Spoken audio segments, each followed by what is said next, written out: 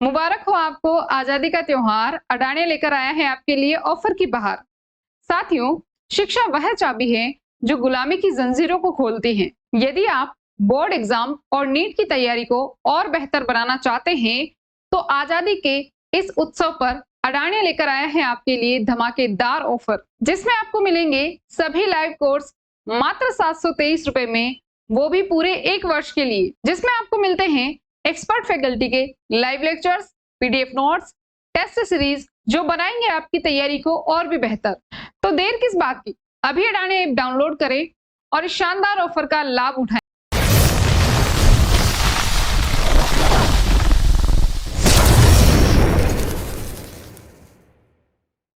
तो देखो, पहले वापस बता रही हूँ अभी आपको मैं, हम पढ़ क्या रहे हैं, प्रोटिस्टा पढ़ रहे हैं। ध्यान से सुन लेना, अभी एक बार वापस बता रही हूँ, फिर बार बार नहीं करेंगे पर, क्योंकि अभी क्या है कि हम लोग टाइप्स और पढ़ते जाएंगे, आज और टाइप पढ़ेंगे कुछ चीजों के, तो कुछ जीवों के अंदर। तो इसीलिए बता रही हूँ कि प्रोटिस्टा जो है, इस प्रोटिस्टा को जो है हमने कितने भागों में बांटा है, यानी कि कितने ग्रुप हैं इसके, 5 ग्रुप हो गए। कौन कौन सा हो गया, पहला था अपने पास में कौन सा, क्राइसोफाइटा, क्राइसोफाइटा है ना। और क्राइसोफाइटा के खुद के इसके 2 ग्रुप है ना। एक कौन सा हो गया, डाई एटम, डाई एटम, समुद्री जल में रहने वाले जो बहुत ज्यादा प्रकाश संश्लेषण करते हैं। वैसे भी ये भी प्रकाश संश्लेषण, पूरा ग्रुप ही प्रकाश संश्लेषी ही है ये एक तरह से।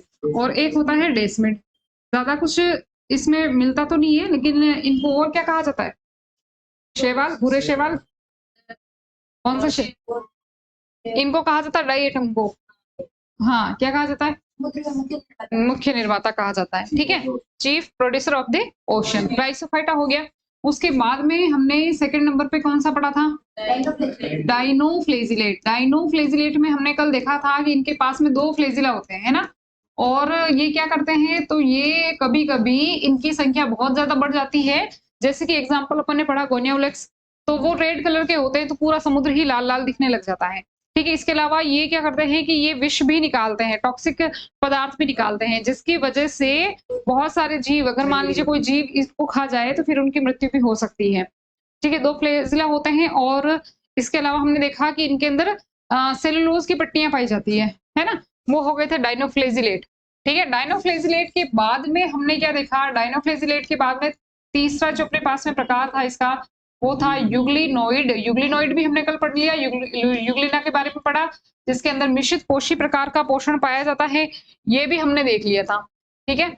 और फिर उसके बाद में हमने देखो, यूग्लिनोइड के बाद में, यानी कि तीसरे नंबर पर आ गया अपना यूग्लिनोइड, और चौथे नंबर पर आ जाता है अपना कौन सा, अवपंक कवक। चौथे नंबर पर अवपंक, अवपंक कवक, ये हमें आज पढ़ना है, इसको हम आज क्लियर कर देंगे, अवपंक कवक। और इसके अलावा हमारे पास में लास्ट जो इसका ग्रुप बचता है वो है 5वें नंबर का प्रोटोजोआ, प्रोटोजोआ, प्रोटोजोआ, प्रोटोजोआ, ठीक है। क्राइसोफाइटा हो गया, डाइनोफ्लेजिलेट हो गया, यूग्लिनोइड हो गया, अब बचा है एक अवपंक कवक और प्रोटोजोआ। अवपंक कवक को देखो, बाकी तो क्या है कि सभी के नाम सेम ही है, जैसे इसको क्राइसोफाइटा क्राइसोफाइटा ही कहते हैं, डाइनोफ्लेजिलेट को डाइनोफ्लेजिलेट ही कहते हैं, यूग्लिनोइड को यूग्लिनोइड ही कहते हैं। अवपंक कवक जो होता है इसको हम कहते हैं स्लाइम मोल्ड। क्या कहते हैं, स्लाइम मोल्ड। इसका इंग्लिश में लिख रही हूं मैं, स्लाइम मोल्ड, ठीक है। प्रोटोजोआ को प्रोटोजोआ ही कहा जाता है। इसके अलावा मैंने आपको ये चीज बताई थी कि चाहे क्राइसोफाइटा हो चाहे डाइनोफ्लेजिलेट हो, अच्छा ये दोनों जो है डाइनोफ्लेजिलेट एंड क्राइसोफाइटा, ये कैसे होते हैं, स्वपोषी। स्वपोषी का मतलब अपना भोजन खुद बनाते हैं, ठीक है। फिर उसके बाद में यूग्लिनोइड की बात की, तो यूग्लिनोइड जो होता है वो मिक्सोट्रोपिक होगा, मिक्सोट्रोपिक,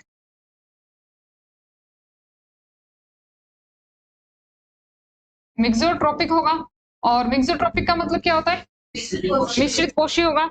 अवपंक कवक की बात करें तो ये दोनों ही कैसे होते हैं, ये विषम पोषी होते हैं, प्रोटोजोआ एंड अवपंक कवक, ये विषम पोषी आ जाते हैं। विषम पोषी यानी दूसरों से ये भोजन लेंगे, ठीक है, दूसरों से ये भोजन लेंगे। कुछ तो इनमें से परजीवी होंगे, है ना, और भी अपन इसके टाइप देखेंगे, और भी कुछ भक्षण करने वाले भी जीव होंगे, है ना। तो वो हम देखेंगे। लेकिन अब बस ध्यान रखना है कि अवपंक कवक हो चाहे प्रोटोजोआ हो, दोनों ही विषमपोषी है। ये स्वपोषी वाला सिस्टम और मिक्सोट्रोपिक वाला सिस्टम खत्म हो चुका है। यानी कि अब ये जो जीव है अवपंक कवक और प्रोटोजोआ, ये दूसरे अन्य जीवों के ऊपर डिपेंड करेगी, यानी दूसरे अन्य जीवों पर ये डिपेंड रहेंगे। ठीक है, चलिए बात करते हैं। आज हमें पढ़ना है अवपंक कवक, है ना। तो कौन सा हो गया अपने पास में? चौथे नंबर का जो है अपने पास में वो है ग्रुप अवपंक कवक। अवपंक कवक को हम इंग्लिश में कहा जाता है, हम कहते हैं स्लाइम मोल्ड। ठीक है, अवपंक कवक हेडिंग ला ली थी आप लोगों ने, सभी ने? पानी भी लेते हैं थोड़ा। अवपंक कवक, हाँ भैया सुनना ध्यान से। अवपंक कवक की अभी अभी मैंने आपको बात की कि भैया ये कैसे होते हैं, तो ये विषमपोषी प्रकार के होते हैं। विषमपोषी ऐसे जीव होते हैं जो अपना भोजन दूसरों से प्राप्त करते हैं, अपना जीवन दूसरों से प्राप्त करते हैं। अपना जीवन नहीं, अपना भोजन दूसरों से प्राप्त करते हैं। ठीक है, खाना दूसरों से लेंगे, मतलब ये खुद नहीं बनाएंगे, दूसरों से लेंगे, क्योंकि इनके अंदर क्लोरोफिल नहीं होता है। तो अगर क्लोरोफिल होता तो ये अपना भोजन खुद बना लेते, जैसे पेड़ पौधे हो गए, जैसे क्राइसोफाइटा हो गए। ठीक है, इसके अलावा क्राइसोफाइटा के बाद में अपन ने पढ़ा डायनोफ्लेजिलेट हो गए। तो इनमें क्या है कि इनके अंदर, अच्छा यूग्लिना के अंदर भी है ना, था तो सही ना पिगमेंट, कौन सा? हरित लवक था, मतलब कि क्लोरोफिल था उनमें, तो वो अपना भोजन खुद बना रहे थे। अब इनमें बेचारों में है ही नहीं, तो फिर तो भोजन तो खाएंगे ना, ऐसा तो है नहीं खुद नहीं बना रहे तो कहीं से लेके भी नहीं आएंगे, तो कहीं से लेकर आते हैं, मतलब कहीं और किसी और जीवों के ऊपर डिपेंड रहते हैं। अच्छा, विषमपोषी हो गए। अब विषमपोषी में भी ये किस प्रकार से कि भाई, एक तो देखो ना, आपने सुना ही होगा विषमपोषी हम लोग भी विषमपोषी है।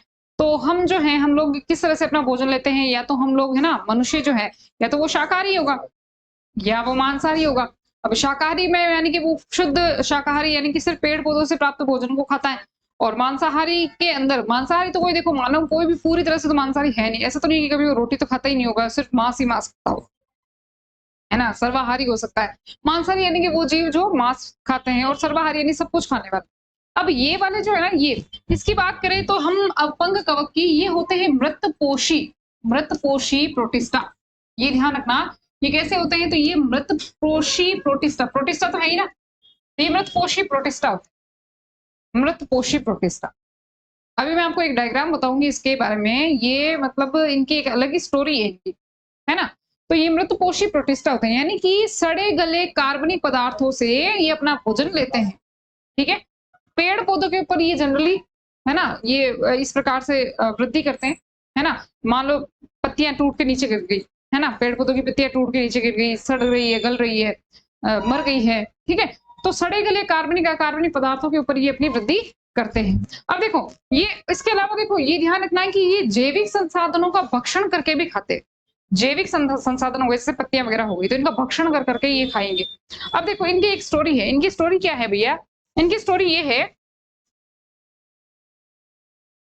इनकी स्टोरी ये है कि मान लो कि इनके अंदर दो परिस्थितियां हो सकती है इनके साथ में। एक तो ऐसी कंडीशन हो जिसमें ये आराम से रह सकते हैं, इनको कोई प्रॉब्लम नहीं है, जिसे हम कहते हैं अनुकूल परिस्थितियां। आपने नाम सुना होगा, अनुकूल परिस्थितियां। अनुकूल परिस्थितियां ऐसी परिस्थितियां जिसमें हम जीवित रह सकते हो, जैसे हमारे लिए अभी वातावरण है वो अनुकूल ही है ना। ऐसा तो नहीं है कि इस वातावरण में हम मर ही जाएंगे, हम कैसे जिंदा रहे। तो जैसे मान लीजिए कि एक इनके अंदर कंडीशन आती है, जब ये अनुकूल परिस्थितियों में रहते हैं, जब इनमें अनुकूल परिस्थितियां आती है, वातावरण की अनुकूल परिस्थितियां जब होती है, तब ये क्या करते हैं, देखना, सुनना ध्यान से। इनकी जो कोशिका होती है, वैसे तो यहाँ पर ना ये दिखेगा ही नहीं दिख रहा ना, चलो मैं दूसरे कलर में बता रही हूँ। जैसे मान लीजिए कि इनकी जो ये सेल है ना, ये कैसे होते हैं? पहली चीज तो ये एक कोशिकीय होते हैं ना। अरे ये होते कैसे हैं? ये एक कोशिकीय होते हैं, ये तो हम जानते हैं ना, क्योंकि प्रोटिस्टा पूरा का पूरा कैसा है, एक कोशिकीय। तो ये एक कोशिकीय होते हैं। ठीक है, एक कोशिकीय होते हैं, यानी कि एक ही कोशिका से ही बनते हैं। तो ये एक कोशिकीय है। मान लो इनकी एक कोशिका ये वाली हो गई, ये कोशिका कोशिका होती है, तो उसमें केंद्रक भी होता है, ये तो पता ही। और जो इनका केंद्रक होता है, ये 2n टाइप का होता है, द्विगुणित होता है। 2n टाइप का मतलब होता है द्विगुणित। अब द्विगुणित का मतलब क्या होता है? आप सभी लोगों ने ये तो पढ़ ही रखा है कि केंद्रक में गुणसूत्र होते हैं, ये तो पढ़ रखा है हमारी। अच्छा, हम अपनी मनुष्य की बात करें तो मनुष्य के अंदर एक जो कोशिका होती है, ये कोशिका है। बताओ इसमें गुणसूत्रों की संख्या कितनी होती है? इसके अंदर कितने गुणसूत्र होते हैं? एक कोशिका के अंदर जो गुणसूत्रों की संख्या होती है, ये क्वेश्चन तो कई बार होता है, छोटा सा क्वेश्चन है ना। हमारी एक मनुष्य की एक कोशिका के अंदर गुणसूत्रों की जो संख्या होती है वो होती है 46, यानी कि 46 गुणसूत्र होते हैं, ठीक है। और 46 जो गुणसूत्र होते हैं ना, टोटल तो होते हैं 46 गुणसूत्र, लेकिन वो गुणसूत्र है ना वो जोड़े में होते हैं। जोड़े में मतलब एक जोड़े में 2 गुणसूत्र, दूसरे जोड़े में और 2 गुणसूत्र, फिर ऐसे जोड़े में होते हैं। तो टोटल जो होते हैं ना, टोटल वो कितने हो गए? 23 जोड़े हो गए। गुणसूत्र के कितने हो गए? 23 जोड़े हो गए। अब ये जोड़े में कैसे होते हैं देखना। जैसे मान लीजिए पहला गुणसूत्र का जोड़ा ये रहा, ये एक पहला वाला सेट हो गया। फिर देखिए जैसे मान लीजिए कि ये वाला एक सेट ये वाला हो गया, एक जोड़ा ये हो गया। ऐसे मैं एग्जांपल के तौर पर ऐसे ही समझा रही हूँ आपको, है ना। और फिर मान लीजिए कि ना जैसे ये वाला गुणसूत्र का ये जोड़ा हो गया, इस प्रकार से। तो ये जोड़े हो गए ना, गुणसूत्र के जोड़े हो गए। तो इस प्रकार से टोटल जोड़े कितने होते हैं? 23 जोड़े, ठीक है। और गुणसूत्र टोटल कितने हो गए? 46। इस प्रकार से जोड़े में होते हैं। अब सुनना ध्यान से, अगर जब गुणसूत्र जोड़े में पड़े होंगे तो बताओ उसमें हमारी कोशिका में टोटल गुणसूत्र कितने हो जाएंगे? 46 हो जाएंगे ना। ऐसी कोशिका को अब हम क्या कहेंगे? इसको हम कहेंगे द्विगुणित कोशिका। क्या कहेंगे? द्विगुणित कोशिका। द्विगुणित का मतलब क्या है? देखो, द्विगुणित कोशिका का मतलब क्या है? देखो, द्वि का मतलब दो। तो बताओ दो जोड़े हैं इसमें, गुणसूत्र में 2 जोड़े हैं कि नहीं है? सॉरी, एक जोड़े में मतलब 2 गुणसूत्र है कि नहीं है? ठीक है। और गुणित का मतलब होता है गुणसूत्र। तो एक जोड़ा जो है ना, एक जोड़े में कितने गुणसूत्र हैं? 2। या यूं कह सकते हैं कि कितने, साथ साथ कितने हैं? 2 है ना।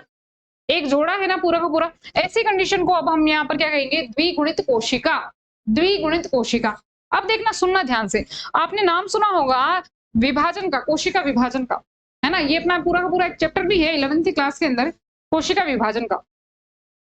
कोशिका विभाजन का मतलब क्या होता है कि एक कोशिका जो होती है वो बटकर 2 कोशिकाओं में विभाजित हो जाती है, ठीक है। एक कोशिका से 2 कोशिका बन जाती है। ऐसा क्यों होता है? देखो, जब हम पैदा हुए थे, तो हम जब पैदा होते हैं तो मैंने आपको लैंगिक जनन के बारे में बताया था। लैंगिक जनन के बारे में बताया था कि जब हम पैदा होते हैं तो हम एक कोशिका के रूप में होते हैं। सभी जीव जो होते हैं ना, सभी पैदा होते टाइम पे नहीं, जब हमारा निर्माण होता है ना, जब हमारा निर्माण होता है, सुनना ध्यान से।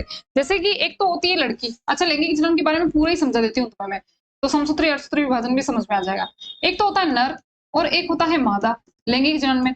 नर के अंदर जो है, नर के अंदर एक युग्मक बनता है जिसे अपन कहते हैं शुक्राणु, और मादा के अंदर जो युग्मक बनता है उसे अपन क्या कहते हैं? अंडाणु, ठीक है। ये दोनों जब आपस में मिलते हैं, ये दोनों आपस में मिलते हैं तो एक नई कोशिका का निर्माण होता है, एक नई सेल बनती है। इस नई सेल को हम क्या कहते हैं? इस नई सेल को हम कहते हैं युग्मनज, ठीक है। इस नई सेल को हम कहते हैं युग्मनज। और ये युग्मनज जो होता है ना, ये एक ही कोशिका होती है, एक ही कोशिका होती है ये। और इसी युग्मनज से आगे जाकर पूरा शरीर बनता है, हमारा पूरा शरीर। ये युग्मनज तो एक ही कोशिका है, ठीक है। और हमारे अंदर तो बहुत सारी कोशिकाएं हैं। इसका मतलब इस कोशिका से और भी बहुत सारी कोशिकाएं बनानी पड़ेगी, लेकिन एक से ही बनती है ये सारी की सारी। यही कोशिका विभाजन करेगी, 2 बनाएगी, 2 से 4 बनाएगी, 4 से 8 बनाएगी, 8 से 16 बनाएगी। इस तरह से बनती जाएगी, बनती जाएगी, बनती जाएगी। जब बहुत सारी कोशिकाएं बन जाती हैं तो कोशिकाएं मिलकर एक संरचना का निर्माण करती है जिसे अपन कहते हैं उत्तक। यानी कोशिकाएं मिलकर क्या बनाएगी? उत्तक बनाएगी। उत्तक में लगकर क्या बनाएंगे? अंग बनाएंगे। अंग जैसे हो गए ना हमारे हाथ, पैर, लीवर, हृदय, सारे के सारे अंग हो गए।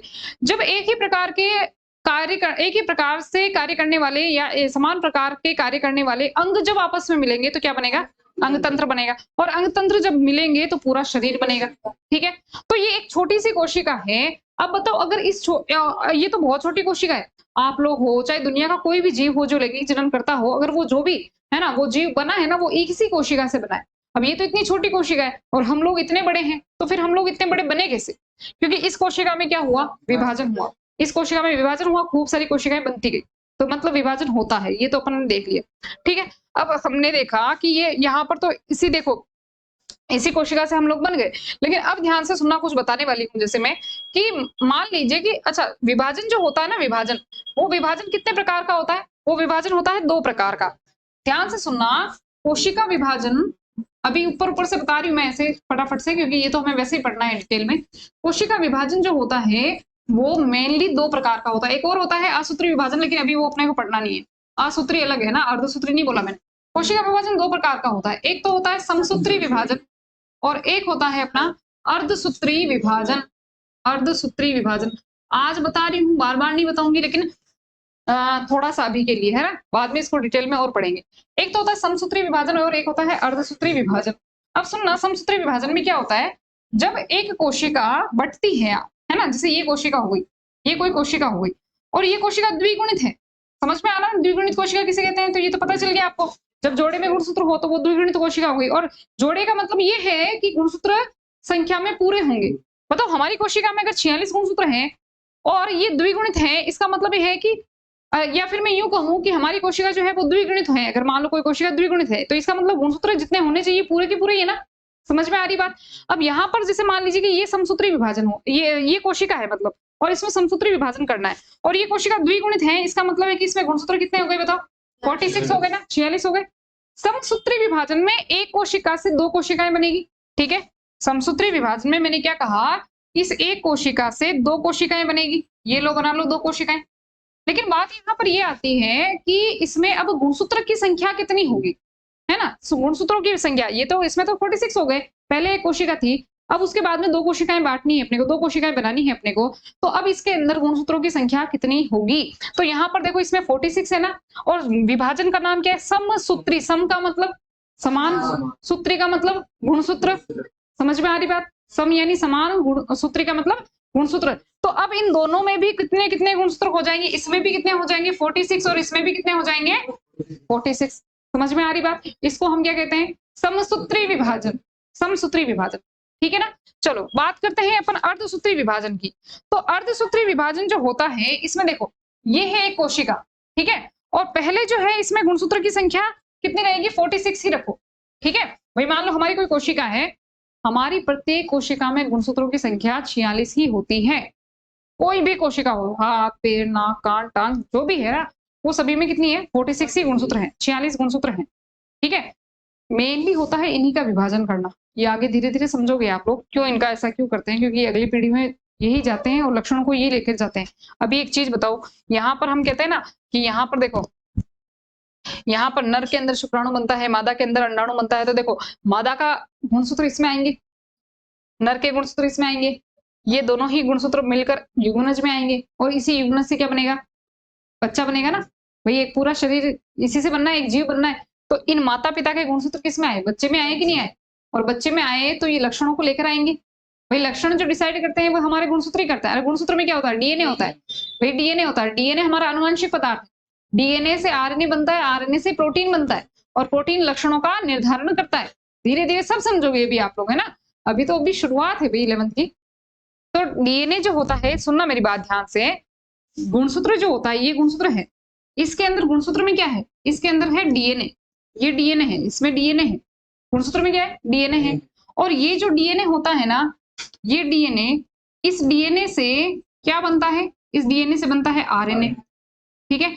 और ये आरएनए क्या बनाता है? ये आरएनए बनाता है प्रोटीन, और ये प्रोटीन जो होता है ना, वही हमारे लक्षणों का निर्धारण करता है, डिसाइड करता है मेरी आंखों का रंग, है ना, मेरे बालों का रंग, मेरी त्वचा का रंग, मेरे शरीर में क्या एंजाइम्स बन रहे हैं, क्या बन रहा है, क्या नहीं बन रहा है, वो सब कुछ, ठीक है। और कुछ हार्मोन्स जो कि प्रोटीन से बने होते हैं, ठीक है। तो ये सारी चीजें जो है वो डिसाइड कौन करता है? ये प्रोटीन। अब प्रोटीन कौन बना रहा है? आरएनए। आरएनए कौन बना रहा है? डीएनए। तो मेनली कौन हो गया? मेन कौन हो गया? डीएनए हो गया। यही डीएनए जो है अगली पीढ़ी में जाकर लक्षणों का निर्धारण करेगा। माता पिता से डीएनए आएगा बच्चे के अंदर, तो बच्चे के अंदर जब डीएनए आएगा तो माता पिता से आया है ना बच्चे का डीएनए, बच्चे के अंदर डीएनए, तो माता पिता के लक्षण लेके आएगा कि नहीं आएगा? ठीक है। चलो अब सुनना मेरी बात ध्यान से कि भाई हमने ये देखा कि अर्धसूत्री विभाजन होना है यहाँ पर, है ना। समसूत्री तो करवा दिया, अब अर्धसूत्री विभाजन की बात कर रहे हैं अपन। तो अर्धसूत्री विभाजन जो है जब होता है तो पहली चीज तो यहाँ पर ध्यान से सुनना, नाम से पता चला अर्धसूत्री, क्या होगा इसका अर्थ? गुणसूत्र क्या हो जाएंगे? आधे हो जाएंगे। अब इससे पहली बार देखो, ये अर्धसूत्री विभाजन है ना, ये 2 बार होता है। ये कितनी बार होता है? 2 बार। समसूत्री विभाजन केवल 1 बार होता है, और इससे 2 कोशिकाएं बनती है, और गुणसूत्रों की संख्या क्या होती है? समान होती है, मतलब बराबर होती है। ये ना, ये कोशिका इसी के समान होगी, ठीक है। और अर्धसूत्री विभाजन में क्या होगा? ध्यान से सुनना, पहली बार जब विभाजन होता है तो कितनी कोशिकाएं बनती है? पहली बार विभाजन होती है तब 2 ही कोशिकाएं बनती है, ठीक है, 2 कोशिकाएं बनती है। और इसमें गुणसूत्रों की जो संख्या होगी वो कितनी कितनी हो जाएगी बताओ? अरे 46 की आधी कितनी हो जाएगी? 23, यानी कि 23 आ जाएंगे। यहाँ पर भी 23 और यहाँ पर भी 23। लेकिन ये तो हुआ पहली बार, यानी कि 1 बार नहीं होता, ये 2 बार होता है, ठीक है ना। ये तो हुआ पहली बार, ठीक है। और अब जो है इनसे फिर से विभाजन होगा। क्या होगा? फिर से।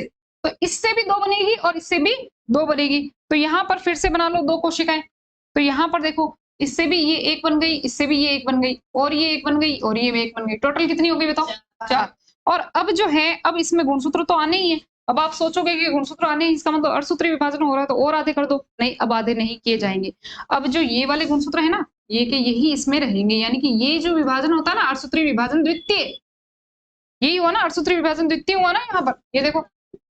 तो अर्धसूत्री विभाजन द्वितीय, क्या मैं ये कह सकती हूँ कि ये समसूत्री विभाजन की तरह ही हुआ है? क्यों?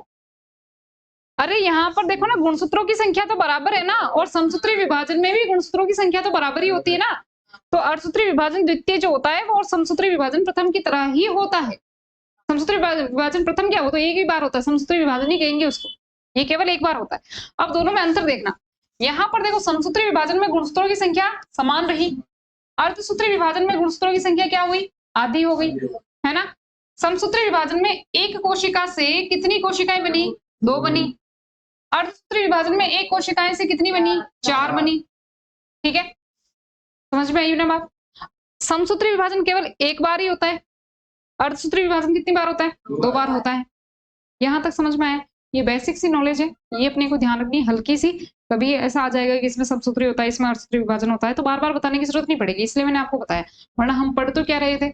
हम पढ़ रहे थे प्रोटिस्टा, और प्रोटिस्टा में भी हम क्या पढ़ रहे हैं? अवपंक कवक। तो ये अवपंक कवक में इसका तो क्या ही लेना देना है, थोड़ा सा शब्द आएगा अभी मैं बताऊंगी कि इसमें ये होता है, अर्धसूत्री विभाजन होता है कि समसूत्री, इसीलिए मैंने इतना सब कुछ बताया आपको। ठीक है ना। तो अब देखो, मैं क्या बता रही थी आपको? मैं बता रही थी आपको कि एक तो कोशिका होती है जिसे अपन कहते हैं द्विगुणित कोशिका। द्विगुणित कोशिका वह कोशिका जिसमें गुणसूत्र जोड़े में रहेंगे और बराबर रहेंगे, जितने होने चाहिए। मान लो कि एक जीव है, एक जीव में एक कोशिका में हमेशा ही 10 गुणसूत्र होते हैं, तो वो उसकी क्या हो गई? द्विगुणित कोशिका। और अगर उसमें अर्धसूत्री विभाजन हो जाए, तो अर्धसूत्री विभाजन से जो नई कोशिका बनेगी उसमें कितने गुणसूत्र होंगे? 5। तो जब वो 5 हो जाएंगे, मतलब आधे हो गए ना, तब उसे हम कहेंगे अगुणित कोशिका। क्या कहेंगे? अगुणित कोशिका। जैसे कि मानव की जो ये वाली जो कोशिका है, जैसे मानव की ये दोनों जो कोशिकाएं हैं, ये दोनों, ये कौन सी कोशिकाएं हो गई? ये द्विगुणित कोशिकाएं हो गई। द्विगुणित यानी गुणसूत्र यहाँ पर क्या है? जोड़े में है और बराबर हो गए।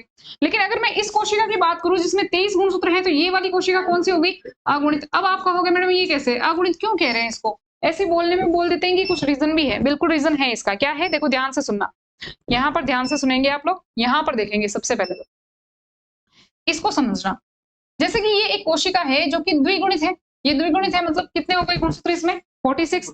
जब इसमें क्या होना होता है? जब इसमें समसूत्री विभाजन हो, सॉरी, जब इसमें अर्धसूत्री विभाजन होना होता है, तो अर्धसूत्री विभाजन जैसे प्रथम हुआ मान लो, और पहले बन गई अपने पास में 2 कोशिकाएं। वही प्रथम में पहली बार तो 2 ही बनेगी ना, 1 से। अभी देखा था ना, 1 से 2 बनेगी, फिर 2 से 4 बनेगी। तो ये मान लो अर्धसूत्री विभाजन क्या हुआ? प्रथम हुआ। तो अर्धसूत्री विभाजन जब प्रथम होगा तो होगा क्या कि गुणसूत्र जो होंगे वो क्या होंगे? आधे आधे होंगे। आधे आधे का मतलब देखो, पहला जोड़ा मान लो ये रहा, दूसरा जोड़ा मान लो ये रहा, तीसरा जोड़ा मान लो ये रहा, ऐसे ही करके टोटल जोड़े कितने होते हैं?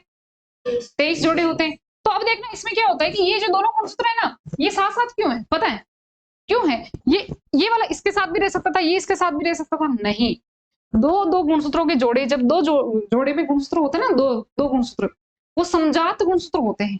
समजात गुणसूत्र ही साथ साथ रहते हैं। समजात क्या होते हैं?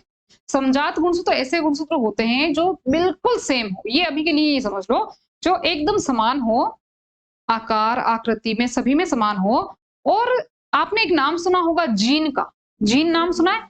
हम कहते हैं डीएनए के ऊपर जीन लगी होती है, पाई जाती है। वो डीएनए के ऊपर जीन का क्या अर्थ होता है? देखो, आपको पता है, मैंने अभी कुछ चीजें आपको समझाई थी। मैंने आपको कहा था कि ये डीएनए जो होता है वो क्या बनाता है? आरएनए बनाता है। डीएनए क्या बनाता है? आरएनए बनाता है। ये भी बताया था मैंने। लेकिन पता है आपको, डीएनए तो बहुत बड़ा होता है। डीएनए तो बहुत बड़ा होता है हमारी एक सेल के अंदर, बहुत बड़ा डीएनए होता है वो पूरा। अच्छा, एक सेल के अंदर लगभग डीएनए जो होता है ना, वो 2 मीटर लंबा डीएनए होता है ना। इतना लंबा डीएनए कभी भी पूरा आरएनए नहीं बनाता है। मतलब जैसे बहुत बड़ा डीएनए, तो पूरा डीएनए आरएनए कभी नहीं बनाएगा। डीएनए के कुछ खंड आरएनए बनाएंगे। डीएनए के कुछ खंड ही आरएनए बनाएंगे। मैंने कहा था ना, डीएनए से आरएनए बनता है। तो जैसे मान लीजिए कि यहाँ पर मैं इस डीएनए को खोलकर लिख रही हूँ, ये लो, ये बहुत बड़ा डीएनए, मैं ऐसे मान लो ये बहुत बड़ा डीएनए ऐसे है। तो इसके कुछ ही खंड डीएनए के क्या बनाएंगे? आरएनए। जैसे मान लो ये वाला खंड बना रहा है एक, तो ये वाला खंड, ये बना रहा है मान लो आरएनए, आरएनए बना रहा है। फिर मान लो कि ये वाला खंड जो है ये आरएनए बना रहा है और ये वाला बीच वाला खंड आरएनए नहीं बना रहा है, ये भी मान लो आरएनए नहीं बना रहा है। यहाँ का जो है खंड ये भी मान लो आरएनए बना रहा है। तो डीएनए के वह खंड जो आरएनए का निर्माण करेंगे उन्हीं को क्या कहा जाएगा? जीन कहा जाएगा। समझ में आ रही बात? उन्हीं को जीन कहा जाएगा, सभी को जीन नहीं कहा जाएगा। तो डीएनए के वह खंड जो आरएनए बनाएंगे ना उन्हीं को जीन कहा जाएगा। इसका मतलब मैं ये भी तो कह सकती हूँ कि डीएनए से या फिर जीन से जो है ना, जीन से किसका निर्माण होता है? आरएनए का निर्माण होता है। ये भी तो कह सकती हूँ ना मैं। समझ में आ गई बात? चलो अब देखो, मुबारक हो आपको आजादी का त्योहार, अडाने लेकर आया है आपके लिए ऑफर की बहार। साथियों, शिक्षा वह चाबी है जो गुलामी की जंजीरों को खोलती है। यदि आप बोर्ड एग्जाम और नीट की तैयारी को और बेहतर बनाना चाहते हैं तो आजादी के इस उत्सव पर अडाने लेकर आया है आपके लिए धमाकेदार ऑफर, जिसमें आपको मिलेंगे सभी लाइव कोर्स मात्र 723 रुपए में, वो भी पूरे 1 वर्ष के लिए, जिसमें आपको मिलते हैं एक्सपर्ट फैकल्टी के live lectures, PDF notes, test series जो बनाएंगे आपकी तैयारी को और भी बेहतर। तो देर किस बात की, अभी अडाने ऐप डाउनलोड करें और इस शानदार ऑफर का लाभ उठाएं। तो अच्छा, मैं क्या बता रही थी आपको, समझा तो उसको बता रही थी। तो जीन जो होता है ना, जीन, अच्छा एक बात बताओ, तो जीन ही हमारा मतलब कि लक्षणों का निर्धारण करेगा कि नहीं करेगा? क्योंकि जीन से आरएनए बनेगा और आरएनए से प्रोटीन बनेगा, अब वो जो प्रोटीन बनेगा वही लक्षणों का निर्धारण करेगा। वैसे मैं जेनेटिक्स में चली गई हूँ, लेकिन आज थोड़ा सा बेसिक नॉलेज ले ही लेते हैं। पर देखो, जैसे मेरी आंखों का रंग काला है, किसी की आंखों का रंग नीला होता है, किसी की आंखों का रंग कुछ और ही होता है, भूरा होता है। तो ये आंखों का रंग वगैरह जो रंग डिसाइड करता है, ये कौन करता है? प्रोटीन करता है। ये प्रोटीन जैसा बनता है वैसा ही सब कुछ होता है शरीर के अंदर। प्रोटीन कौन बनाएगा? आरएनए। आरएनए कौन बनाएगा? जीन। मतलब कि हमारे लक्षणों को, हर एक लक्षण के लिए कोई ना कोई जीन है कि नहीं है? हमारे हर एक लक्षण के लिए हमारे शरीर में कोई ना कोई जीन है, ठीक है? अब वो जीन जो है, देखो, अब वो जीन डीएनए के ऊपर पड़ी रहेगी। और मैंने कहा कि समजात गुणसूत्र होते हैं। समजात गुणसूत्र कौन से होते हैं? देखो, मान लो कि ये 2 गुणसूत्र हैं, 2 गुणसूत्र हैं। ये आकार, आकृति, लंबाई में सभी में समान तो रहेंगे, लेकिन इनके डीएनए के ऊपर, जैसे ये डीएनए है, ये डीएनए है, ठीक है, ये डीएनए है, तो इसके ऊपर मान लो कि यहाँ पर कोई जीन है, यहाँ पर, और वो जीन मान लो कि मेरी लंबाई को डिसाइड करती है, लंबाई को, ठीक है? तो यहाँ पर सेम इस गुणसूत्र में भी यहाँ पर इस जगह पर क्या होगा? लंबाई का जीन ही होगा, तो ही ये क्या कहलाएंगे? समजात गुणसूत्र कहलाएंगे। मेरी बात समझ में आई क्या? जब यहाँ पर अगर लंबाई का है, यहाँ पर भी लंबाई का, तो ही ये समजात कहलाएंगे। वरना मान लो कि कोई ऐसा है, जैसे मान लीजिए कि कोई एक और गुणसूत्र बना लेते हैं यहाँ पर, ये एक और गुणसूत्र बना लेते हैं यहाँ पर, और इसके अंदर भी यहाँ पर डीएनए है, डीएनए है। अब इसमें यहाँ पर तो क्या है? लंबाई का गुणसूत्र है, लेकिन इसमें मान लो कि यहाँ पर आंखों के रंग का जीन आ गया, तो क्या बताओ ये समजात होंगे क्या? नहीं होंगे, ये समजात गुणसूत्र नहीं होंगे। तो हमेशा ध्यान रखना कि जोड़े में कौन होते हैं? समजात गुणसूत्र ही होते हैं। तो यहाँ पर ये जो भी जोड़े दिख रहे हैं ना, इसका मतलब है कि ये कौन से गुणसूत्र है? ये समजात गुणसूत्र है। जब अर्धसूत्रीय विभाजन होता है तब क्या होता है कि समजात गुणसूत्र में से एक इसमें चला जाता है और एक इसमें चला जाता है। जैसे मान लो कि ये वाला जो गुणसूत्र है, एक तो इसमें आ गया और इसका दोस्त किसमें चला गया? इसमें चला गया, इस कोशिका में चला गया, जब कोशिका विभाजन होगा तो, ठीक है? फिर उसके बाद में बात करेंगे इस दोनों की, दूसरे नंबर की, है ना? तो इसमें से एक किसमें आ गया? इसमें आ गया, और दूसरा किसमें आ गया? इसमें आ गया। मेरी बात समझ में आ रही? गुणसूत्र कैसे बिछड़ रहे हैं, 2 दोस्त बिछड़ गए बेचारे, जो साथ साथ रह रहे थे, ठीक है? फिर मान लो कि तीसरे नंबर का जो ये वाला है, तो एक किसमें आ गया? इसमें, और एक किसमें आ गया? इसमें। तो बताओ ये अकेले रह गए कि नहीं रह गए? अकेले अकेले रह गए ना यहाँ पर। अब आप कहोगे कि वरना अगर मैं ऐसे नहीं समझाती तो सोचते बच्चे कि यार वहां पे जोड़े में है, तो यहाँ पर मान लो 23 आ भी गए तो 23 ही जोड़े में ले लो ना। लेकिन 23 जोड़े में कैसे रहेंगे? वो समजात थोड़ी है, नहीं है ना? तो ये समजात नहीं है, इसलिए ये जोड़े में नहीं रहेंगे। अब ये अलग अलग रहेंगे, अब गुणसूत्र अलग अलग रहेंगे, ठीक है? साथ साथ नहीं रहेंगे, सेट में नहीं रहेंगे, एक जोड़े में नहीं रहेंगे।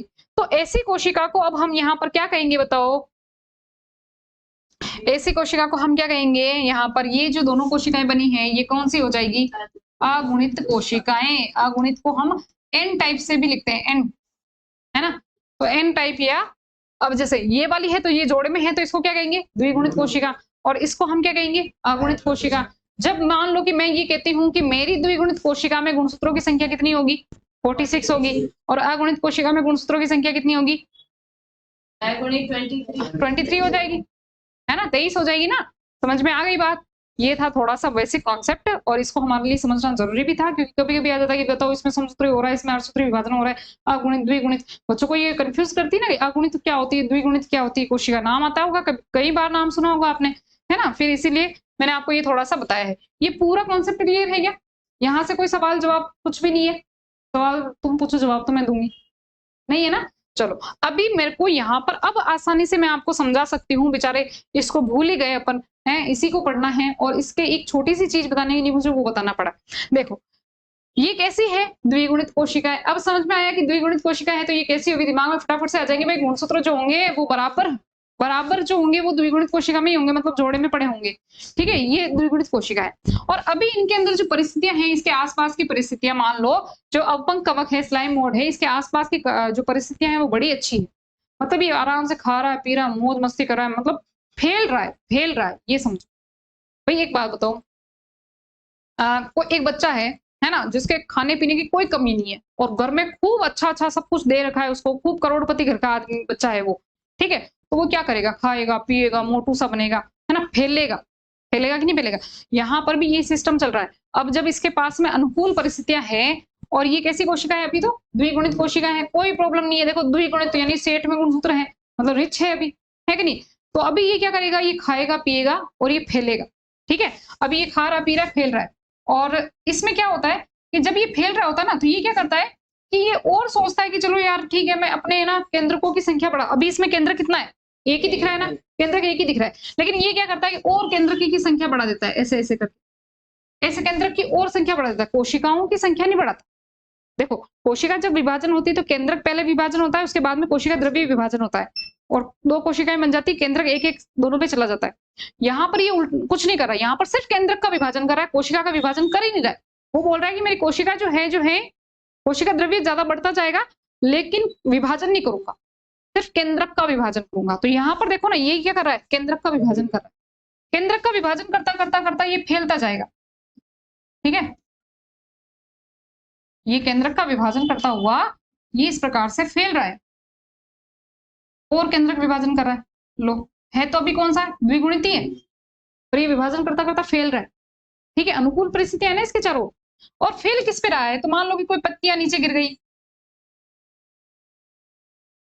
ठीक है, इनके ऊपर टहनियां हो गई, है ना, कोई पत्तियां हो गई, टहनियां टूट गई गिर गई, तो इनके ऊपर ये फैलता जा रहा है, फैलता जा रहा है और ये इसके ऊपर बहुत ज्यादा फैल जाता है, बहुत ज्यादा ये फैल जाता है। ठीक है, एक मिनट। जो द्विगुणित कोशिका होती है ना, में ना विभाजन, मतलब समसूत्री विभाजन होता है, तो फिर जो मतलब उनमें विभाजन हुआ वो भी दोनों दो दो जोड़े में पाए जाएंगे। क्या हुआ, मतलब जैसे समसूत्री विभाजन हुआ 46 दोनों में है, तो उसमें भी है ना दोनों, मतलब हाँ बिल्कुल बराबर हुए ना भाई, उसमें भी 46 गए, उसमें भी 46 गए, तो 46 जाने का मतलब ही क्या है, जोड़े जोड़े में ही तो होंगे ना, है ना। चलो अब देखो, अब क्या कर रहा है ये कि ये फैलता जा रहा है, फैलते जा रहा है, इसके ऊपर फैलता जा रहा है। ठीक है, फैलता ही जा रहा है, लेकिन अभी तो है क्या, अनुकूल परिस्थितियां, तो कोई प्रॉब्लम नहीं है। अच्छा एक चीज सुनो मेरी बात, इस कंडीशन को क्या कहते हैं, जब केंद्रक का विभाजन हो कोशिका का विभाजन नहीं हो, इस कंडीशन को हम कहते हैं सिनोसाइट कंडीशन। क्या कहते हैं, सिनोसाइट कंडीशन। तो ये वाली जो कंडीशन आ गई इसके अंदर, वो आ गई सिनोसाइट कंडीशन, सिनोसाइट कंडीशन। ठीक है, और अब जो देखो ये इतना बड़ा जो बन गया ना, ये फैलता ही जा रहा है और सिर्फ केंद्र का विभाजन कर रहा है, और जो ये बड़ी सी संरचना जो बनी है ना इसके अंदर, इसको हम अब नाम क्या देंगे, इसका स्पेशली नाम है, इसको हम कहते हैं प्लाज्मोडियम। क्या कहते हैं, प्लाज्मोडियम। आप आगे जाकर और सुनोगे प्लाज्मोडियम का नाम, जब हम डिजीज वाला चैप्टर पढ़ते हैं। प्लाज्मोडियम से क्या होता है, एक रोग होता है प्लाज्मोडियम से, हाँ मलेरिया। हाँ, तो वो अलग कंडीशन है। अभी अभी ये वाली अलग कंडीशन, इसके अंदर भी क्या हो रहा है, ये फैलता जा रहा है, फैलता जा रहा है, बहुत सारे, हाँ हाँ ये अलग चीज है, ये हम अपंग कवक में पढ़ रहे हैं, वो प्रोटोजोआ के अंदर पढ़ेंगे। ठीक है, तो यहाँ पर देखो ये बढ़ता जा रहा है, बढ़ता जा रहा है, और अब इसने क्या है कि बहुत सारे केंद्रक बना दिए, और ये जो बड़ी सी संरचना जो बनी है ना, इसको अपन क्या कहेंगे, प्लाज्मोडियम कहेंगे। ठीक है, अब देखो, अब क्या हुआ कि ये तो बहुत दिन हो गए, अच्छे दिन तो आते हैं जाते हैं, ऐसा होता ही है। कभी किसी के अच्छे दिन रहते नहीं है, कभी किसी के बुरे दिन भी नहीं रहते हैं, है ना। वो एक बार आप लोगों ने सुना होगा कि एक बार अकबर ने अपने मंत्री बीरबल से पूछा कि एक ऐसा शब्द बताओ या एक ऐसी बात बताओ जो अगर इंसान, है ना, अपनी खुशी में अगर वो सुने वो लाइन तो वो क्या हो जाए, खुश हो जाए, और नहीं खुशी में सुने तो दुखी हो जाए, और दुख में सुने तो वो खुश हो जाए। ठीक है, कैसे? तो फिर बीरबल ने क्या कहा उसको, बीरबल ने कहा कि ये वक्त भी गुजर जाएगा। एक लाइन बोली बीरबल ने कि ये वक्त भी गुजर जाएगा। भाई मान लो कि कोई इंसान है, इंसान के अभी ना बहुत अच्छा चल रहा है, सब कुछ अच्छा चल रहा है, बहुत खुशियां ही खुशियां हैं, और उसको ये बोल दे कि ये वक्त भी गुजर जाएगा, तो बेचारा वो खुद ही गुजर जाएगा इस दुख में, है कि नहीं, कि ऐसे कैसे बोल दिया यार।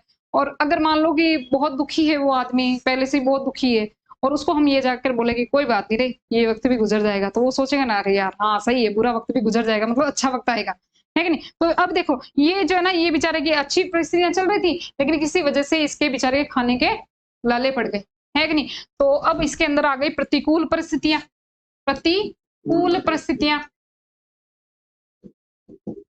परिस्थितियां,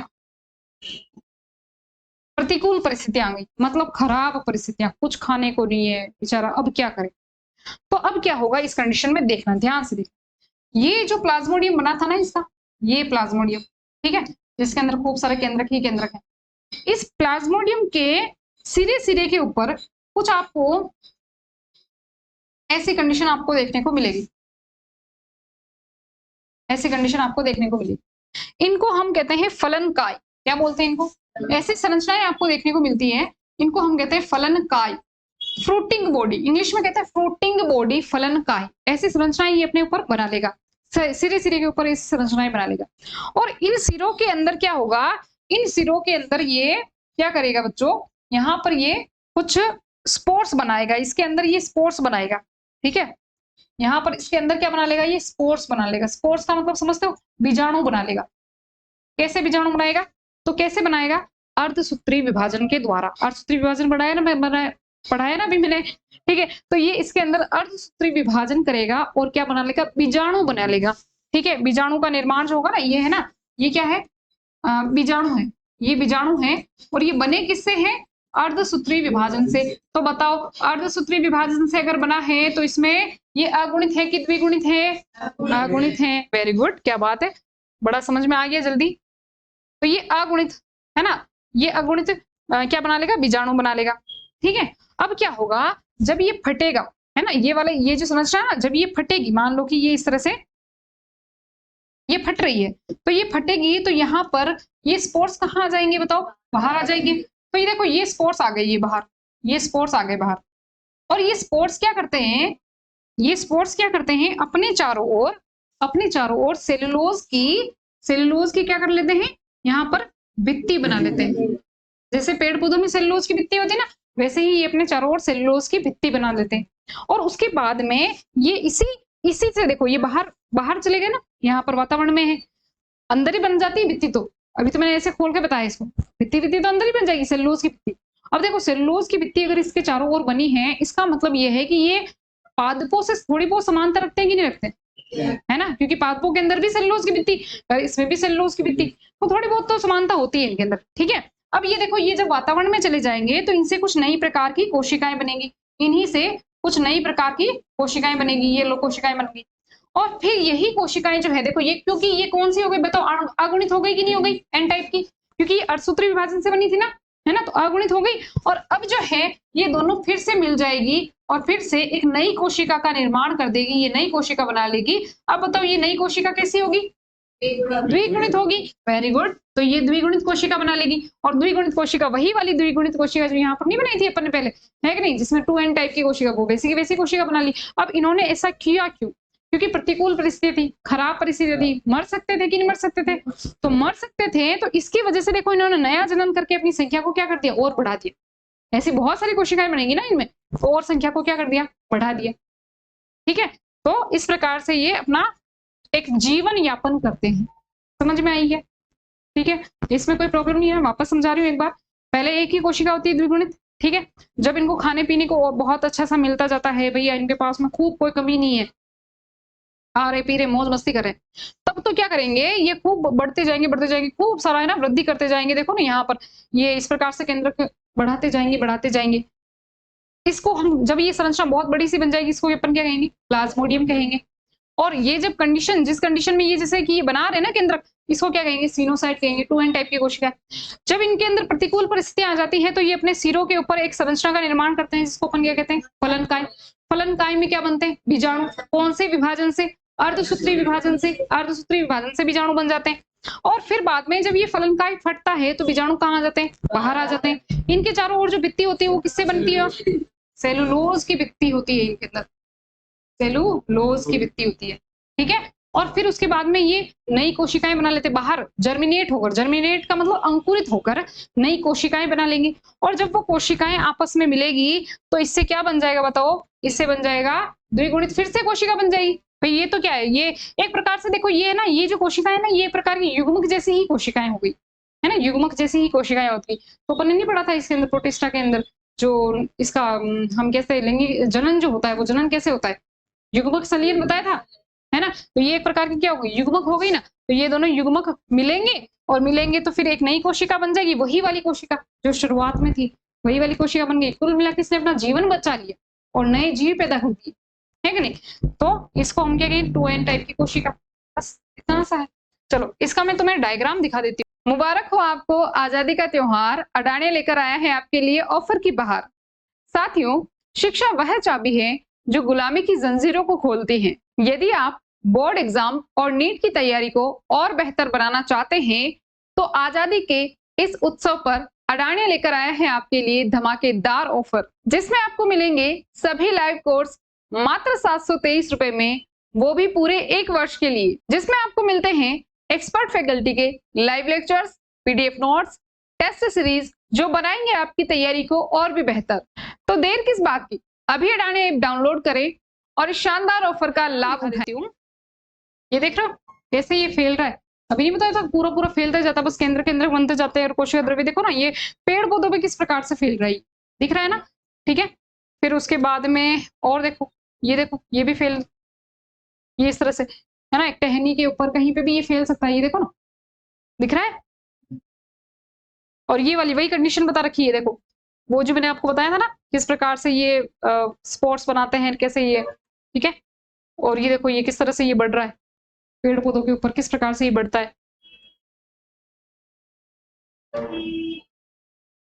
ये देखो, कहा ना येलो येलो कलर का होता है, इसमें तो येलो कलर दिखता नहीं, इसलिए मैंने ऐसे बताया। तो ये कैसे कैसे देखो बढ़ता ही जा रहा है, बढ़ता ही जा रहा है, बढ़ते जाए, इस कंडीशन को अपन कहते हैं प्लाज्मोडियम। अभी बताया ना, वो जो बहुत ऐसे फैलता रहता है, इस कंडीशन को अपन क्या कहते हैं, प्लाज्मोडियम कहते हैं। ये प्लाज्मोडियम कंडीशन है इसकी। किसकी है ये, अवपंख कवक की, स्लाइम मोड की है। हाँ ठीक है,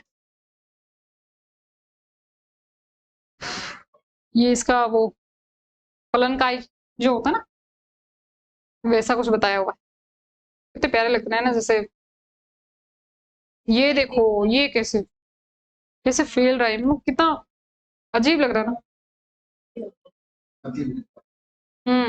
बताया ना, कार्बन वो मृत कार्बनिक पदार्थों का ये भक्षण करता है, तो मरे हुए जीवों को उससे भोजन ले रहा है, दूसरों से ले रहा है, तो इसीलिए ये देखो, पर लग कैसा रहा है, ऐसा चिपचिपा सा लग रहा है ना, ऐसे फैलता है स्लाइम मोड। ये देखो ये भी जीव है, सोचो प्रोटिस्टा के जीव है ये, है ना।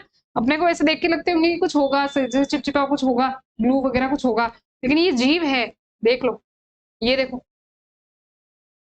ये इस प्रकार से भी फैल सकते हैं। ये देखो ये पूरा टहनियों को फुल फैल जाता है, जब अनुकूल परिस्थितियां हो तो कई मीटर तक लंबा हो जाता है ये, कई मीटर तक, है ना। ये देखो फलनकाय ऐसा बनता है, और फिर इसके अंदर जो है बीजाणु बनते हैं मियोसिस यानी अर्धसूत्री विभाजन के द्वारा, फिर वो स्पोर्स बाहर आते हैं, ठीक है, स्पोर्स जर्मिनेट होते हैं, कोशिकाएं बनती है, बताया था ना, कोशिकाएं जर्मिनेट होकर कोशिकाएं बनती है, फिर वो दोनों मिल जाती है और फिर से नई कोशिका बना लेती है, ठीक है। फिर से वही ऐसी ऐसी कंडीशन देखो, जाइगोट वैसे ही कंडीशन बन जाती है, वो प्लाज्मोडियम बन जाता है, ये देखो फैलता जाता है फैलता जाता है, फिर वो फ्रूट, ये फ्रूट बॉडी बनती है, फलनकाय बनता है, और फिर ये इस तरह का फलनकाय बन जाता है। क्लियर है।